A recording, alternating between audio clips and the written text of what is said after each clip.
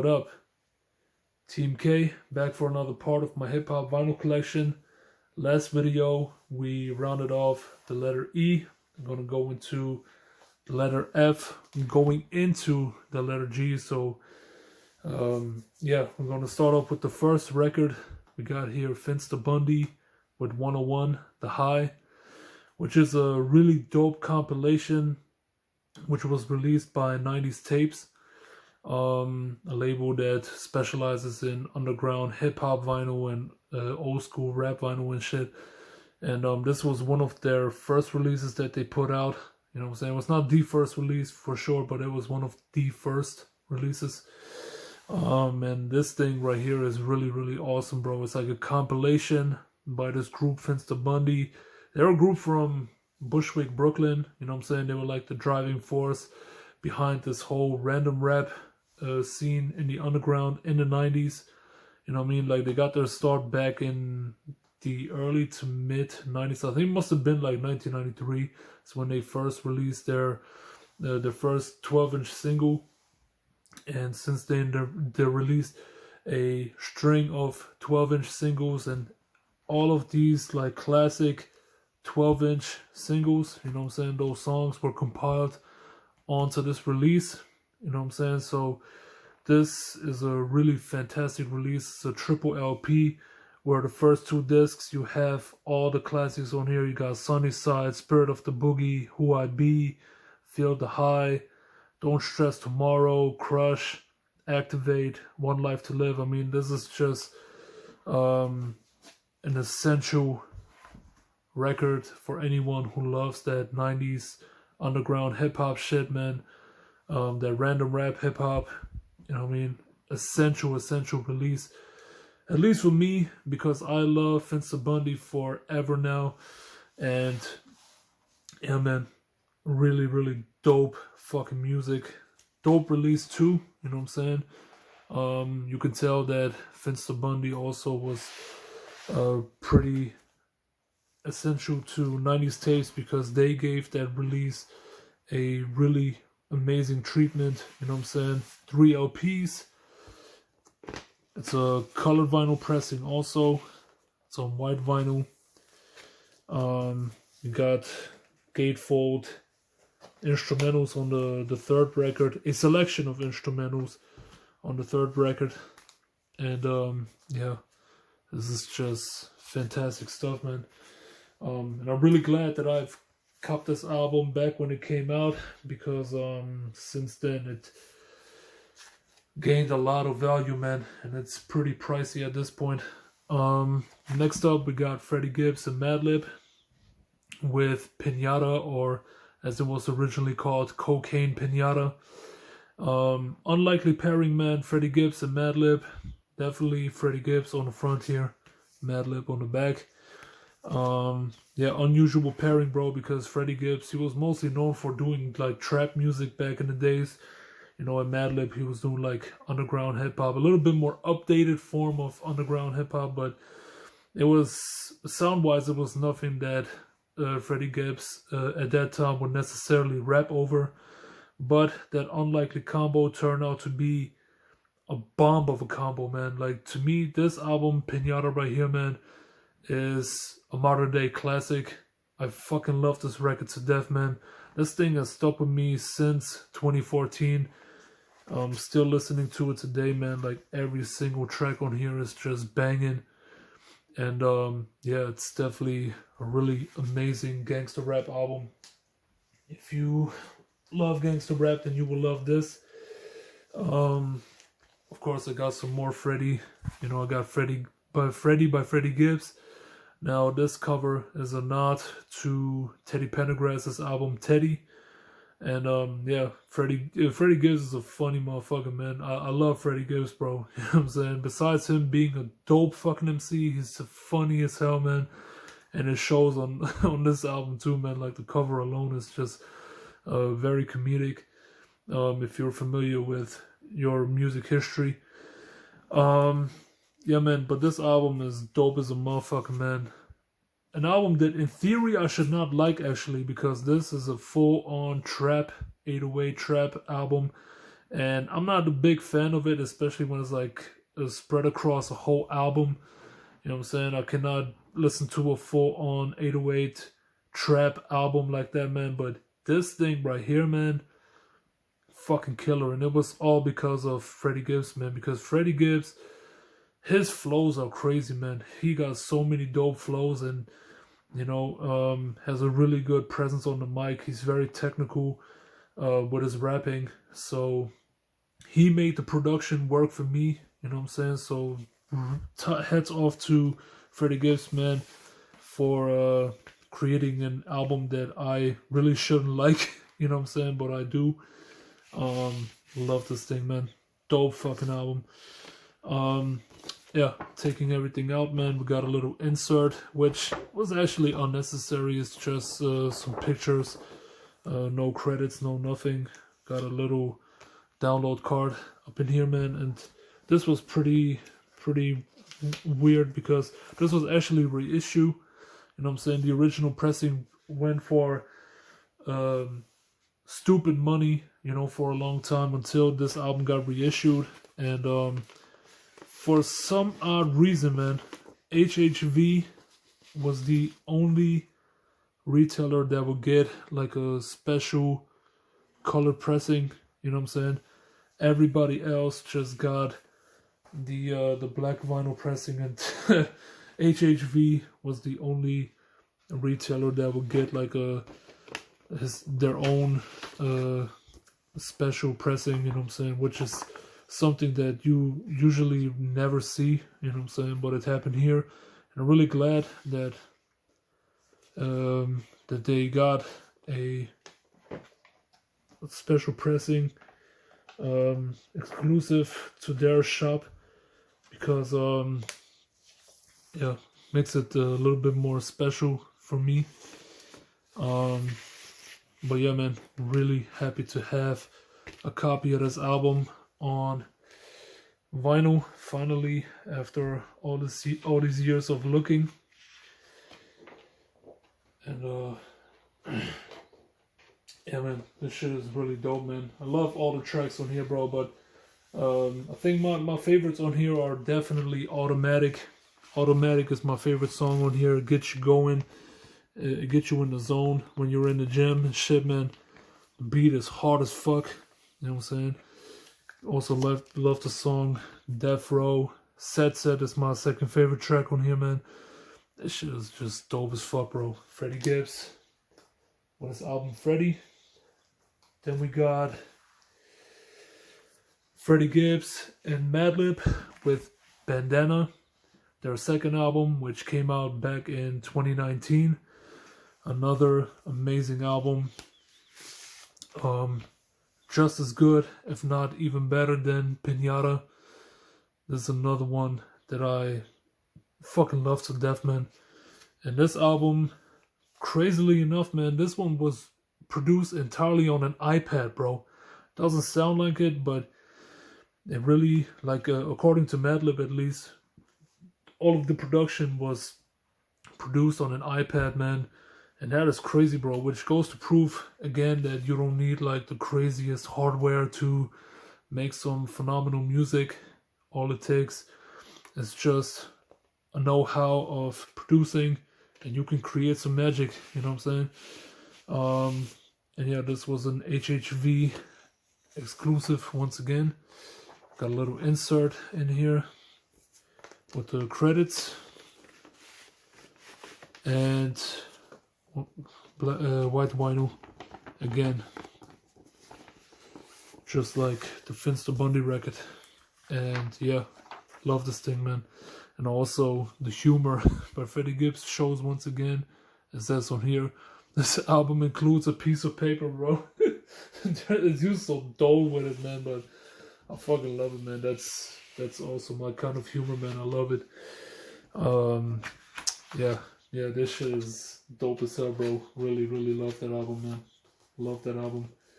Bandana by Freddie and Madlib. Still waiting for that Montana album. They had a good shot at dropping it 2 years ago, and they didn't. for whatever reason. Still waiting on that one though, you know what I mean? But we got here, what the fuck is that? We got here Alfredo by Freddie Gibbs and Alchemist. And this shit is another banger, bro. Man, I fucking love that album. The album that actually got them both a Grammy nomination, but they did not actually win a Grammy, which was, you know, pretty upsetting, man, because that album is fucking amazing. This is another classic, modern day classic right here, bro. Freddie Gibbs, once again, did his thing. But fucking Alchemist, bro. Alchemist on the production, man. This dude gave Freddie some lush production on here, bro.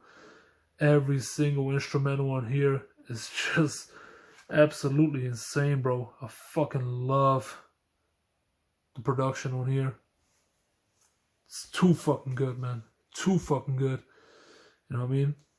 And yeah, I don't know, for like the last 5 to 10 years, Alchemist has just been on a roll, man. Just producing one amazing record after another, man. If it's not a single, then it's like full-on albums, bro. Like, he put out so many incredible albums over the years, bro. It's insane, man. Love this shit, bro. Alfredo. Also love the Godfather-inspired cover art right here, man. Really sick. And this album was also, you know, pretty affordable for a long time, but then last year, the price of this thing skyrocketed, and there was a specific reason for it. You know, since the info of the release of Alfredo 2 was leaked, the price of Alfredo 1 just skyrocketed, bro. Like, that album, like that specific pressing that I have, which is, by the way, a colored pressing. It's like a, once again, like a HHV exclusive color pressing, by the way. Sorry, I totally forget to show you. You know, you got like this diner cloth inner sleeve, and then the record is a neon yellow vinyl. Yeah, but that's specific pressing that I have right here, man, is like close to $200 on Discogs now, man, which is pretty wild, you know what I'm saying? And the reason for that is, you know, this album that you see in front of you right now, this is Alfredo 2, and to me personally, that album is my favorite album of last year. A lot of great albums were released last year in 2025, man, but Alfredo 2 just went over the top, bro. Like, as soon as I heard it, when it dropped, I knew right then and there, man, that this will be my album of the year. And it was so, man. This shit is fucking amazing, man. That was, you know, a great comeback album for Freddie Gibbs. You know what I mean? Alchemist once again stepped up his game when it comes to the production, bro. Delivering even better production, if you ask me, bro. Like, that album, production-wise, is just fucking fire, bro. You know what I'm saying? And then, you know, also sticking with the same cover theme with the, you know, as you can see, it's like a Japanese-inspired album cover. You know what I'm saying? Like, the whole album in its entirety is more Japanese-inspired. Really, really dope shit, man. Got this little insert right here, man, with the track listing, credits, and all of that stuff. And printed inner sleeves as well.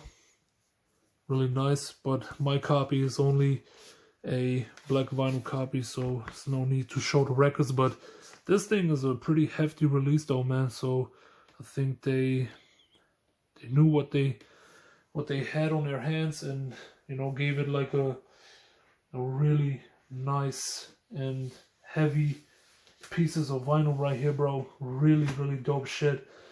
So glad to have this album in my collection on vinyl, you know what I mean? And yeah, man, this definitely put Freddie back on top, bro. Amazing record if you ask me. Okay, now we're gonna get into from one duo to another, man. This is a legendary duo. If you claim you're hip hop and you don't know about this duo, man, fucking you should have your hip hop card revoked, man. This is Gang Starr, bro. Step in the Arena. This is their second album. You know, this one came out a couple of years after their debut album, No More Mr. Nice Guy. And, you know, this is where Gang Starr kind of found their sound, man. On the first album, it was cool, you know what I'm saying? It had some decent production on it, but this is where Gang Starr found their sound, man. You know, Guru being the MC, DJ Premier, the producer / DJ. And this thing is fucking amazing from top to bottom. You know what I mean? Once again, another really amazing record, man. You know what I mean? With songs like Just to Get a Rap, Who's Gonna Take the Weight. Really ill album. And then this was actually a Urban Legends pressing, which was released on white vinyl. Man, there's a lot of white vinyl in this video, man. But yeah, love this thing, bro. This really sick album right here, bro. Yeah, great pressing too. And yeah, man, love Gang Starr, man. Love them. I mean, especially like their 4-album run in the 90s was second to none, bro. And this was the start of the 4-album run. Since I have Step in the Arena, of course, I have Daily Operation as well, which is another classic, another banger of an album. You know, even better than Step in the Arena, in my opinion, man. This is where also Primo, he kind of stepped up his production game. He really did his thing on here, man, with BYS, Bunch of Shit, Hardcore Composer, The Place Where We Dwell, Flip the Script, I'm the Man. That's like really one of the best posse cuts in hip-hop. I'm the Man. Really dope, man. Really dope. And this was also a reissue that I was really happy to purchase, because this was one of those records that were really hard to find for a long time. And all that was there was just this 1 LP press, you know what I mean? And I mean, but I did not want to have this album on 1 LP because I was pretty sure that that album was not going to have the best sound quality. But they gave us a double LP reissue on colored vinyl. Shout outs to Urban Legends for giving us that much needed reissue right here, man. And yeah, was really happy to finally get this album. I was on the lookout for it for a long time, close to a decade.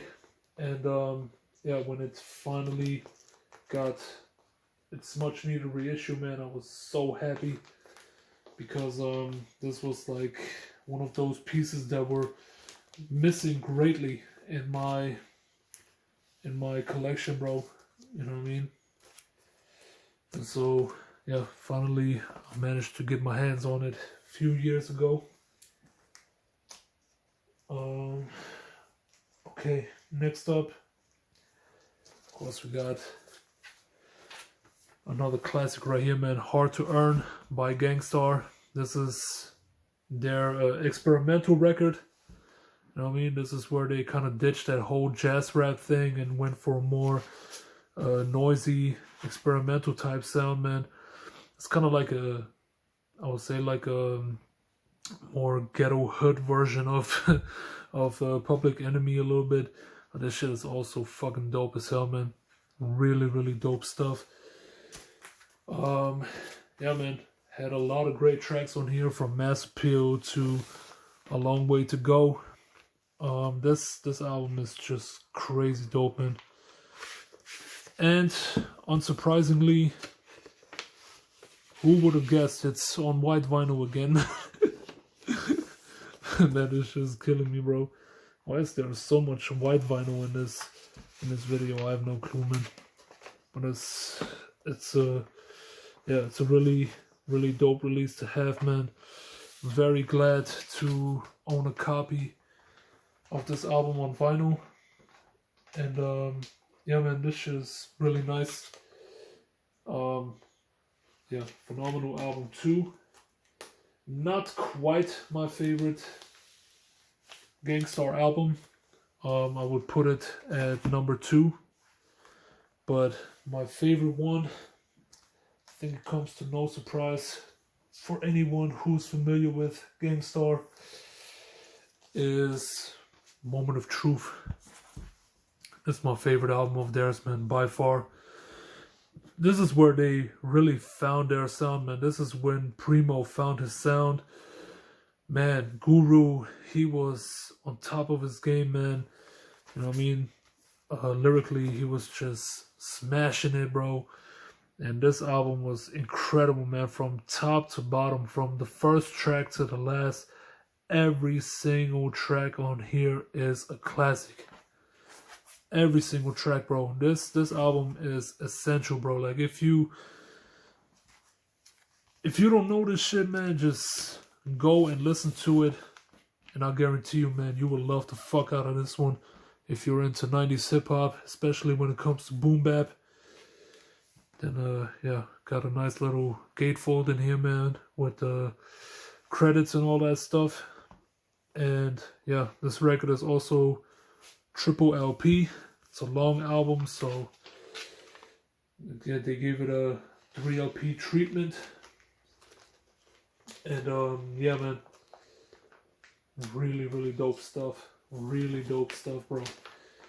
You definitely gotta buy that album if you love that 90s hip hop shit, man.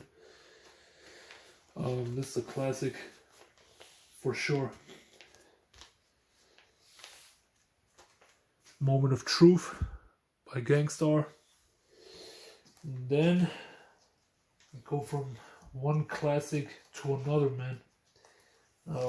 This is all classics up in here, man. Love this shit, man. This is Genius, GZA from Wu-Tang with Liquid Swords. I mean, to a lot of people, also the best Wu-Tang solo album. You know what I'm saying? For me personally, it is only built for Cuban Links, but this one is probably second after only built for Cuban Links, because this shit lyrically is bananas, man. GZA on here, man, he's been killing it, bro. You know what I'm saying? Also, the way he laid out the track listing was fucking amazing, man. It's like his track listing here in text form. Really amazing stuff, man. Just shows the genius that GZA is. Liquid Swords, man, crazy dope, man. Production by RZA, top notch. You know what I'm saying? He gave just some really excellent production on here. And yeah, this was a Respect the Classics release. You know, comes with printed inner sleeves, but the records are only black vinyl, so I'm not gonna take out the records themselves. But yeah, this is another essential, man. Essential record if you love 90s hip hop. This is one that you just cannot skip over, man. You know what I mean? This was definitely part of Wu-Tang's legendary album run in the 90s, bro. Come on, man, get inside. Yeah, this album, undeniably classic, man. Undeniably classic. Gotta have this one in your collection, bro. Even if you're not a fan of hip-hop, you should have it. Then, got another Wu-Tang classic up in here, man. This is Ghostface Killah's Ironman. Now, to me, as far as solo albums is concerned, this was the last of the great Wu-Tang solo album run. You know what I mean? And yeah, Ghostface, Killah, Ironman. You know what I'm saying? It's technically a Ghostface, Killah, Raekwon, and Capadonna album. You know what I'm saying? Because they were also very, very much present on this album, just as much as Ghostface Killah was. But Ironman, bro, this thing is also fucking dope as hell, man. Not quite as good as the 3 albums that preceded this. You know what I'm saying? The ODB, Ray, and GZA album, but this was still dope as fuck, man. You know what I'm saying? Ghostface Killah also being my favorite Wu member. I really love Ghostface Killah, man. One of the best rappers of all time. My favorite Wu-Tang member. Yeah, man. This dude is crazy on the mic. I mean, one of the best lyricists to ever do it. And Iron Man, really fucking dope. You know what I'm saying? This is when he also took over the Tony Stark's persona, you know what I'm saying, or alter ego. Really, really dope shit, man. Really dope shit. But I would have loved to see the original version of Ghostface's first album, because technically this is not even Ghostface's first album, because I think there was an album by Ghostface recorded before, just like Inspector Deck, you know what I'm saying, but all that music was lost in RZA's basement when it was flooded, and so we never get to hear the original version of Ghostface's first album, which is a shame, man, because I would have loved to hear that album. But this is one of the biggest what ifs. And the last record for today is a record that I was hunting for forever, yo. This album I was looking for years. And man, it took so long for this album to finally get reissued, man, because this album was originally released in 2000 as Supreme Clientele by Ghostface Killah, obviously. Yeah, this album then got a reissue back in 2010 by Get On Down Records. But since then, this album did not get reissued. And I was looking for this album forever, man, for a decently priced copy, because I was not gonna pay like those $200 that people were charging on Discogs and eBay. There's no way in hell that I would buy this album for $200, because it was mass produced, you know what I'm saying? Then eventually, you know, this album got a reissue last year, and you couldn't imagine how happy I was when I saw this thing pop up at HHV, because this was like one of the holy grails for me, man, when I was, you know, looking for this album, man. One of my biggest holy grails. Finally managed to scratch it off the Discogs want list after over a decade of looking, bro. Over a decade, and finally got my hands on it.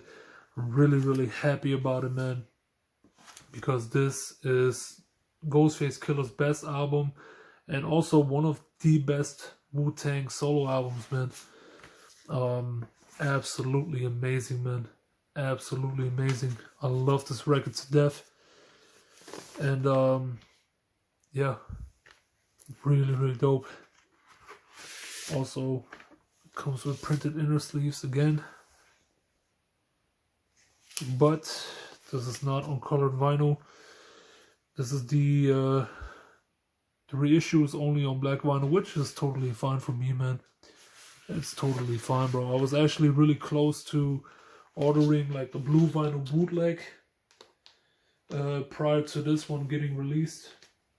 But yeah, I'm glad that they did a 25th anniversary reissue for this, because yeah, sometimes patience pays off, man. Patience is a virtue, bro. Like if I wasn't patient, man, I would probably spend like a big amount of money on this, you know what I'm saying? But I waited, and that waiting saved me at least $100, if not even more, you know what I mean? So yeah, very, very glad to own this album on vinyl finally after years and years of looking. But yeah, that's my hip hop vinyl collection for this week. Yeah, I got plenty of more stuff to go through, you know, so we're gonna see us next week. And yeah, have a good one. Take care.